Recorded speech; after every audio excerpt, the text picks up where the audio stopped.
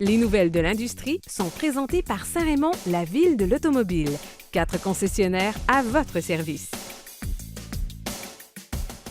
Voilà de retour et je retrouve Marc Bouchard pour les nouvelles de l'industrie. Alors Marc, plusieurs nouvelles de l'industrie. On commence avec Corvette. Oui, monsieur, la fameuse Corvette, la C8, la Corvette de 8e génération qui a tellement fait parler à cause de sa silhouette exotique, tu le sais, et du moteur central. C'est une voiture absolument magnifique. Mais là, on vient d'utiliser le centre de lancement de fusée en Floride pour dévoiler la version cabriolet. En fait, tu auras compris, c'est la même mécanique, là, on n'a rien changé là-dessus.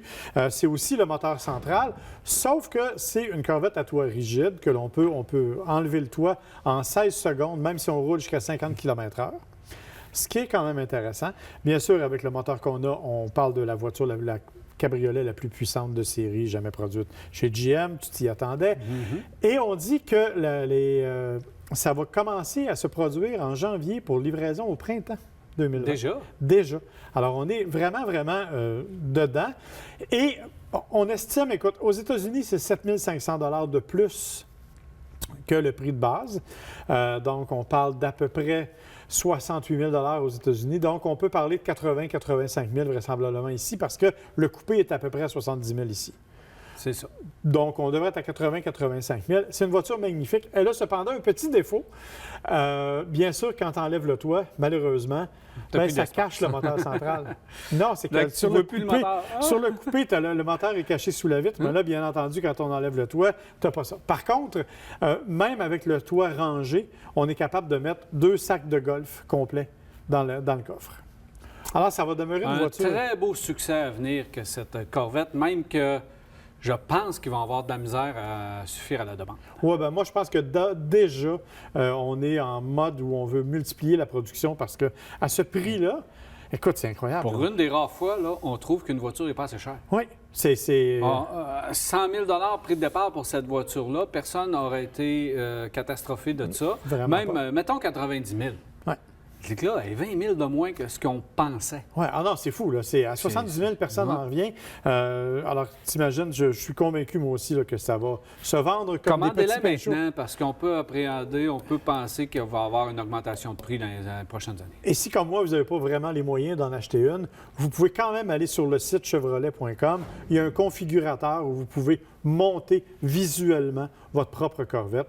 Ça va vous donner une idée du prix, mais vous allez surtout pouvoir jouer avec les options et les couleurs, bien entendu.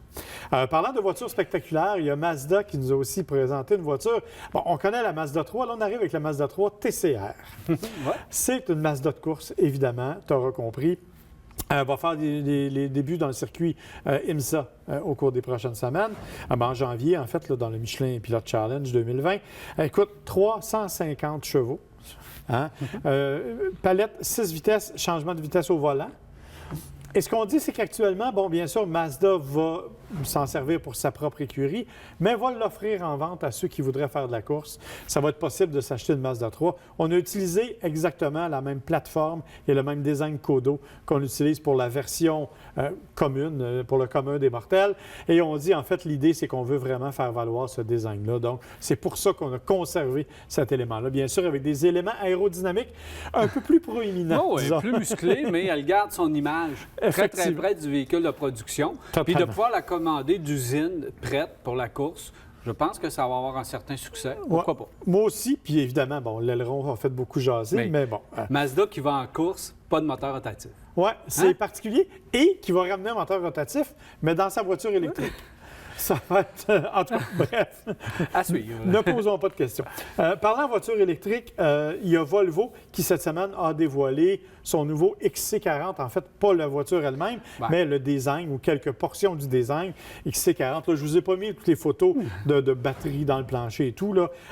On dit, bien sûr, que ça va être un véhicule qui va être en vente bientôt. Ça va être le deuxième du genre puisqu'il partage la même plateforme avec le Polestar. Donc, qui s'en vient aussi. Et la particularité, en fait, ce qui m'a bien fait rigoler, c'est qu'il va y avoir un coffre dans la partie avant. Bon, tu sais, on parle d'une autonomie de 380 km à peu près. Bon. Mais tu vois le coffre, OK? Parce qu'on dit, écoutez, c'est le fun, parce que comme c'est un moteur électrique, c'est tout petit, donc on peut utiliser de l'espace de chargement. C'est 30 litres.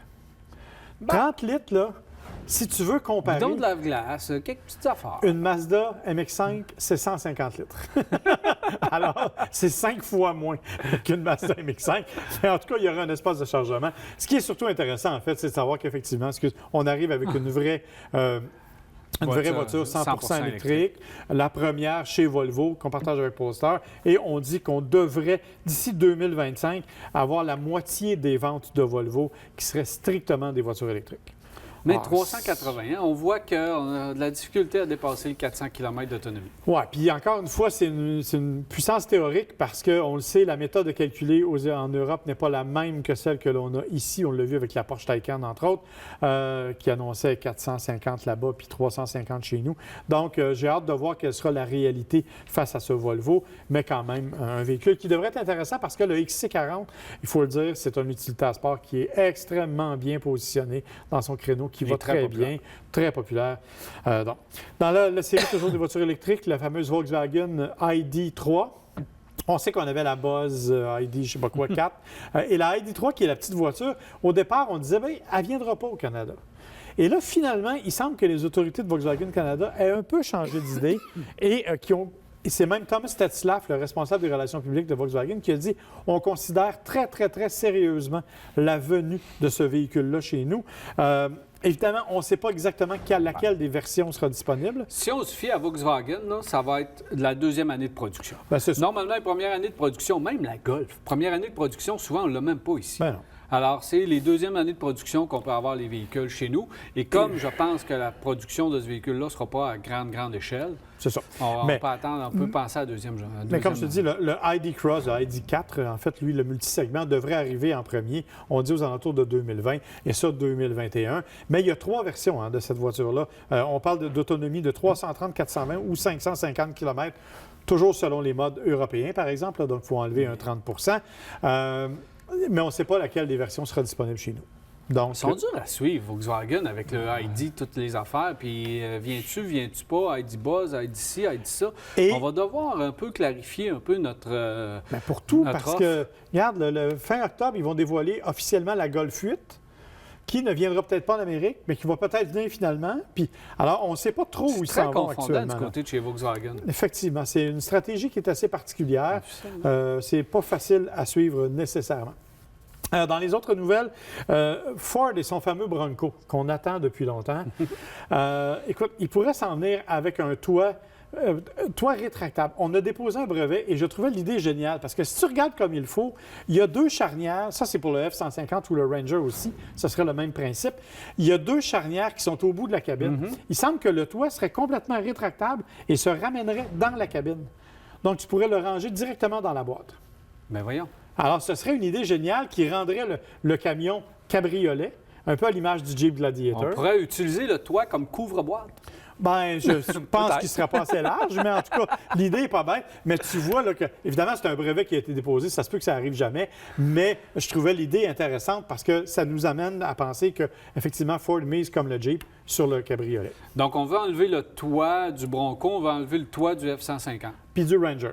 Puis on veut enlever les portes du Bronco. Ben oui, parce que là, le Bronco, il faut penser au Wrangler chez Jeep. Exactement. On veut s'accoler à ce véhicule-là. C'est ça. Mais on ne l'a pas vu encore. Non, et je ne pense pas que ça va être bientôt, là, parce que la prochaine trouvaille, c'est plus le VUS Mustang électrique qui s'en vient. Merci beaucoup, Marc. Ça fait plaisir, mon cher. Alors voilà, on s'arrête pour une pause et au retour, on parle sécurité avec M. Vaillancourt de la Société d'assurance auto du Québec.